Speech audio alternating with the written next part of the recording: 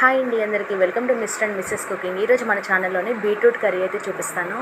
చాలా అంటే చాలా సింపుల్ అండ్ టేస్టీగా ఉంటుందండి. చాలామంది అయితే బీట్రూట్ అనగానే ఇష్టపడరు కదా.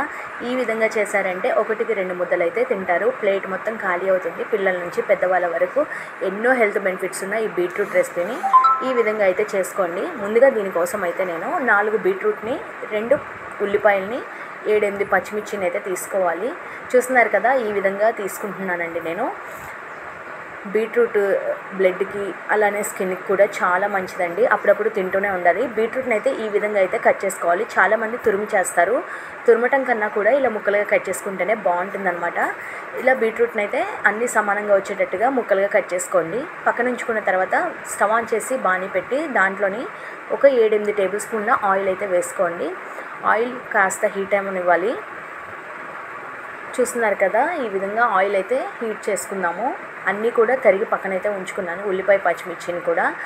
ఆయిల్ హీట్ అయిన తర్వాత దీంట్లోనే ముందుగా పోపు దినుసులు అయితే వేసుకోవాలి. ఆవాలు, జీలకర్ర, పచ్చిశనగపప్పు, మినపప్పుని వేసుకొని కాస్త దోరగా అయితే వేపుకోవాలి. దీంట్లో పోపు దినుసులు అనేది కొంచెం ఎక్కువగానే పడతాయి. ఇలా వేసుకొని కాస్త దోరగా అయితే వేయించుకుందాము. మరీ హై ఫ్లేమ్లో పెట్టి చేయకండి, మీడియం ఫ్లేమ్లో ఉంచి చేసుకోండి. కర్రీ టేస్ట్ అనేది చాలా బాగుంటుంది. ఒక్కసారి చేశారంటే మీ ఇంట్లో అందరూ కూడా దీనికి ఫ్యాన్ అయిపోతారు. వీక్లీ కనీసం ఒకసారన్నా చేయాలనిపిస్తుంది, అంత బాగుంటుంది. మనం కట్ చేసుకున్న పచ్చిమిర్చిని కూడా వేసేసుకోవాలి. ఈ కర్రీలోని కూరకారం అనేది ఎక్కువ వేసుకోకూడదు, బాగోదు. పచ్చికారం వేసుకుంటేనే బాగుంటుంది ఎక్కువగా. ఇలా పచ్చిమిర్చి వేసుకున్న తర్వాత కాస్త వేగుతుంది అన్నప్పుడు దీంట్లోని దంచుకున్నటువంటి వెల్లుల్లి రెబ్బల్ని ఒక 4-5 అయితే వేసుకోండి. టేస్ట్ చాలా బాగుంటుంది. చాలామంది అల్లం వెల్లుల్లి పేస్ట్ వేస్తారు, అలా వేయకండి. ఇలా వెల్లుల్లి ఒక్కటే వేసుకోండి, బాగుంటుంది. ఈ వెల్లుల్లిపాయ, పచ్చిమిర్చి కాస్త దూరగా వేగిన తర్వాత 2 రెబ్బల కరివేపాకును కూడా వేసుకుంటున్నాను. కరివేపాకు కూడా కొంచెం ఫ్రై అవ్వనిద్దాము. కరివేపాకు కూడా కాస్త ఫ్రై అయిన తర్వాత సన్నగా తరిగినటువంటి ఉల్లిపాయ ముక్కల్ని వేసుకుందాము. 2 మీడియం సైజ్ ఆనియన్స్ తీసుకున్నాను కదా, పెద్దదైతే ఒకటి తీసుకోండి. ఆల్రెడీ బీట్రూట్ అనేది కొంచెం స్వీట్గా ఉంటుంది కాబట్టి ఆనియన్ అనేది ఎక్కువ అయితే వేసుకోకండి. సరిపడా వేసుకుంటేనే బాగుంటుంది కర్రీ అనేది. ఇలా ఆనియన్ కూడా వేసుకొని దీన్ని అయితే బాగా కొంచెం కలర్ టర్న్ అయ్యే వరకు మగ్గించుకోవాలి. అప్పుడే బాగుంటుంది కర్రీ అనేది. ఉత్తిగా ఈ ఆనియన్ లేకుండా ఫ్రైలాగా కూడా చేసేసుకోవచ్చు బీట్రూట్ అనేది. ఆనియన్ వేస్తే ఏంటంటే ఇంకొంచెం అడిషనల్ టేస్ట్ అనేది యాడ్ అవుతుంది.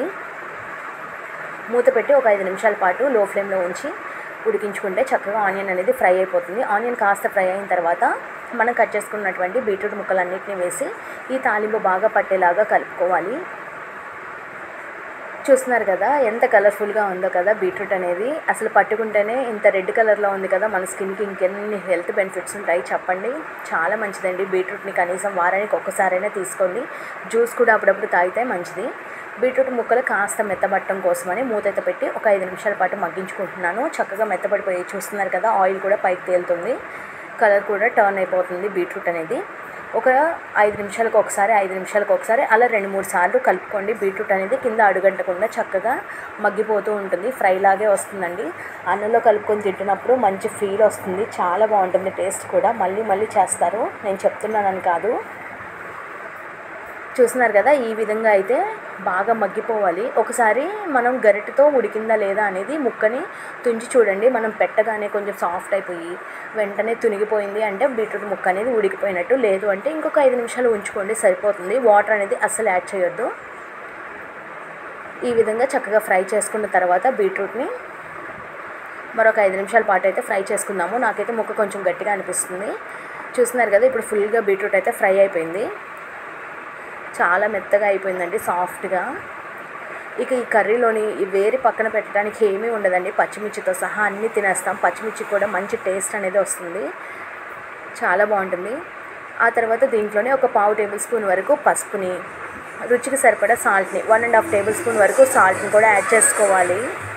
ఆ తర్వాత ఒక 1/2 టేబుల్ స్పూన్ కన్నా కొంచెం తక్కువ కూరకారంను వేసుకోండి. కూరకారం జస్ట్ కలర్ కోసమే, నేను చెప్పాను కదా దీంట్లో పచ్చికారమే బాగుంటుంది. కూరకారం వేసుకోకండి ఎక్కువగా, ఆప్షనల్ మాత్రమే కూరకారం అనేది. ఇలా వేసుకున్న తర్వాత ఒకసారి బాగా అయితే కలుపుకోవాలి. దీంట్లో ఎటువంటి మసాలాలు వేయకండి, ఇలానే చేసుకొని తినండి, బాగుంటుంది. మసాలాలు వేస్తే వేరే టేస్ట్ వచ్చేస్తుంది. ఇలా బాగా అయితే కలుపుకోవాలి. కలుపుకున్న తర్వాత ఇంకా స్టవ్ ఆఫ్ చేసి పైనుంచి కొత్తిమీర చల్లి 5 నిమిషాలు మూత పెట్టిన తర్వాత ఇంకా మూత ఓపెన్ చేస్తే చాలండి, గుమ్మగుమ్మలాడే బీట్రూట్ కర్రీ అయితే రెడీ అయిపోయింది. బ్లడ్ లేని వాళ్ళు తరచుగా ఇది తింటూ ఉంటే స్కిన్కి బ్లడ్ పట్టడానికి చాలా బాగుంటుందండి. తప్పకుండా మీరు కూడా ట్రై చేయండి. ఎలా వచ్చింది అనేది కింద కామెంట్ సెక్షన్లో కామెంట్ చేయడం మాత్రం మర్చిపోకండి. అయ్యో రెడ్ కలర్లో ఉంది మేము తినలేకపోతున్నాం అని కాదండి, ఒకసారి చేసుకొని తినండి. టేస్ట్ చూసిన తర్వాత అవన్నీ పక్కన పెట్టేస్తారు, మళ్ళీ మళ్ళీ చేసుకొని మరీ తింటారు. పిల్లల నుంచి పెద్దవాళ్ళ వరకు అందరికీ ఇష్టంగా తింటారండి. తప్పకుండా ట్రై చేయండి. ఇంకొకసారి అయితే కలిపేసుకొని ఇంకా సర్వింగ్ బౌల్లోకి సర్వ్ చేసుకుంటే ఇంకా అంతే అండి. హ్యాపీ లంచ్ కానీ డిన్నర్ కానీ ఈ రెసిపీ చేసుకోండి. సరే కానీ సబ్స్క్రైబ్. Bye bye.